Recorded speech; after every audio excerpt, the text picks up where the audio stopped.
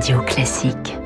Les voix de l'économie avec Céleste, l'opérateur fibre et cloud français souverain qui sécurise vos données de bout en bout. Stéphane Pedrazzi, votre invité ce matin, directeur général adjoint de Montpensier Ardevel. Bonjour Wilfried Galland. Bonjour Stéphane. Bienvenue sur Radio Classique. Des centaines de navires bloqués dans le détroit d'Ormuz, le baril de pétrole qui atteint pratiquement $77 après un pic cette nuit à $80 et des marchés financiers qui sont attendus en baisse à l'ouverture. On a quand même le sentiment ce matin que la réaction reste assez contenue face au risque potentiel d'embrasement au Proche-Orient. Oui, effectivement, un gros décalage entre à la fois la surprise qu'on a tous eue quand on a vu la nouvelle, on s'est dit vraiment il y a un choc qui est en train de se produire, et puis le choc ne se traduit pas véritablement aujourd'hui, en tout cas à cette heure-là, il faut rester prudent dans les marchés financiers, probablement d'abord parce que les marchés avaient anticipé ce type de scénario, quand vous massez des forces militaires extrêmement importantes dans une région déjà très inflammable, vous savez qu'il y a quand même de fortes chances que vous utilisiez ces forces militaires. Et aujourd'hui, le scénario qui se développe dans la région, je mets de côté effectivement les frappes qui sont en train d'arriver du côté de Doha et du côté de Dubaï qui pourraient changer un peu la donne, mais ce scénario-là est un scénario qui est finalement relativement intégré aujourd'hui dans les cours actuels, ce qui explique qu'il n'y ait pas tant de mouvements que ça, un peu quand même sur le pétrole, mais finalement pas tant que ça. 1,8% de baisse ce matin à Tokyo sur le Nikkei, pratiquement 2% sur le Hang Seng à la bourse de Hong Kong et 1% à la clôture du Kospi, donc c'est à la bourse de Séoul. Ça veut dire que le marché ne croit pas au scénario d'un embrasement plus global. En revanche, il y a une vraie interrogation sur les cours du pétrole. Un conseiller du Kremlin disait ce week-end que le prix du baril pourrait rapidement atteindre les $100. Bon, alors c'est l'intérêt du Kremlin d'avoir un baril qui monte, évidemment. Ce qui est certain, c'est que le pétrole, c'est un des baromètres important de l'économie mondiale et c'est un des thermomètres importants de cette crise. Et donc effectivement, on va regarder de façon très attentive ce qui se passe parce que on sait que les mécanismes inflationnistes en particulier se déclenchent par le pétrole. Là, on a vu deux mouvements un peu en sens inverse. Effectivement, on sait que 20% du trafic mondial de pétrole passe par Hormuz, mais d'un autre côté, l'OPEP a annoncé une augmentation plus importante que prévu de sa production et on sait que l'Arabie Saoudite peut, en quelques semaines, compenser la perte du pétrole iranien sur les marchés mondiaux. Et donc cette question-là est une question qui est un peu en filigrane, qui aujourd'hui n'est pas une question fondamentale, aussi parce qu'il y a des méthodes de contournement du détroit d'Ormuz. On a des pipelines qui vont effectivement via l'Asie centrale jusqu'en Asie.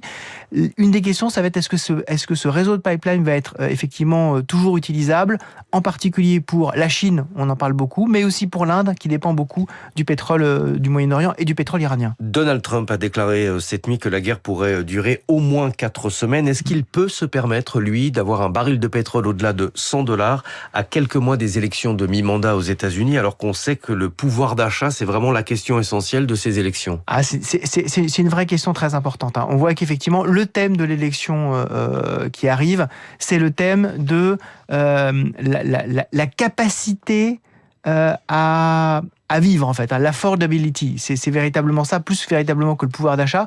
Et là-dessus, le prix du gallon d'essence aux États-Unis, c'est un baromètre extrêmement important du paysage économique et politique américain. La question qui va se poser, c'est est-ce que les anticipations d'inflation vont remonter ? Et si les anticipations d'inflation remontent, est-ce que la Réserve fédérale va remonter ses taux d'intérêt ou est-ce que tout simplement par un simple mécanisme de marché, sans même parler de banque centrale, par un simple mécanisme de marché, les taux d'intérêt américains, qui s'étaient quand même beaucoup calmés, les taux d'intérêt longs aujourd'hui, on était en dessous de 4%, on venait de 4,5, 4,6%, on avait baissé quand même beaucoup.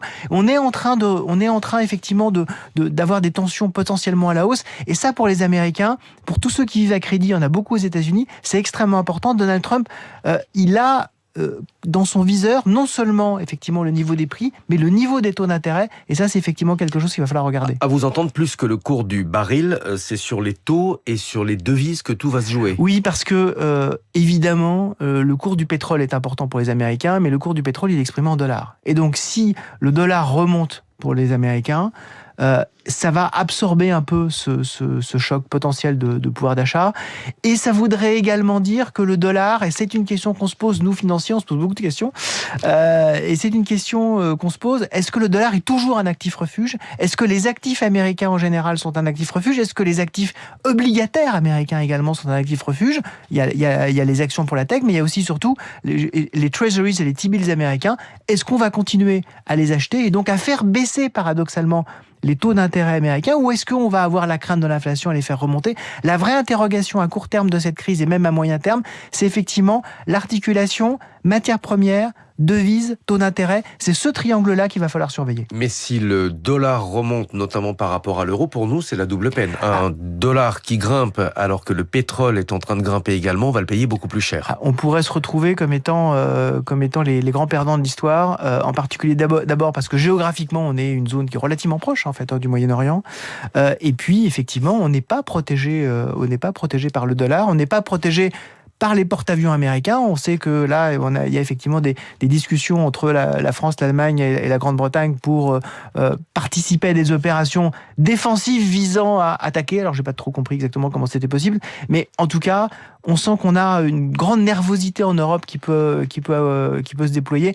Surveillons bien ça, parce qu'aujourd'hui, on n'est pas les mieux placés, effectivement, pour se sortir rapidement, en tout cas, de ce nœud géostratégique et économique. La Chine n'a pas pour habitude d'intervenir dans les grands conflits de la planète.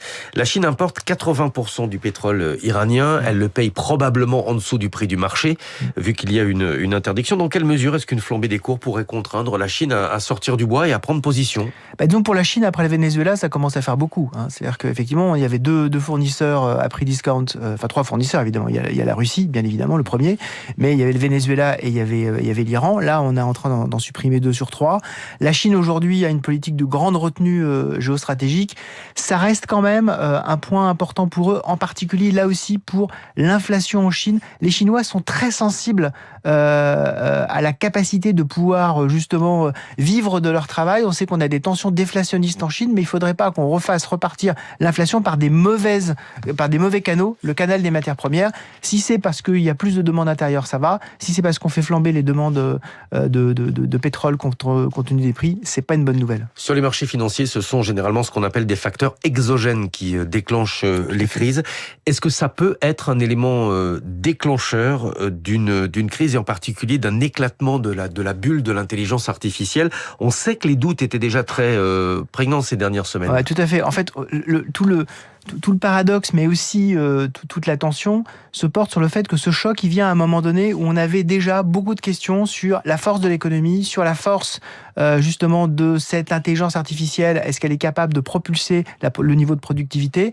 Et puis tout le paradoxe, il se voit dans cette opération-là, où on a d'énormes tensions entre Anthropic et la Maison-Blanche, à un moment où on se rend compte que c'est Anthropic qui a été utilisé pour planifier l'opération.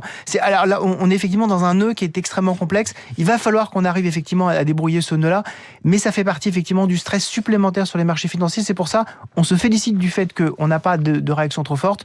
Attendons quelques jours, parce qu'il va falloir effectivement que la poussière retombe sur ces sujets-là. Merci beaucoup. Avec Wilfried plaisir, Galland, directeur général adjoint de Montpensier Arbevel. Et merci à tous les deux. Rendez-vous demain dès 6h, Stéphane, pour une nouvelle matinale éco. Bonne journée. Dans 2 minutes, la dissuasion nucléaire française, la copie d'Emmanuel Macron bousculée depuis ce week-end dans les coulisses de la politique d'Olivier Beaumont. Avant cela, on refait nos gammes de la langue française avec Karine Dijoux. 7h22.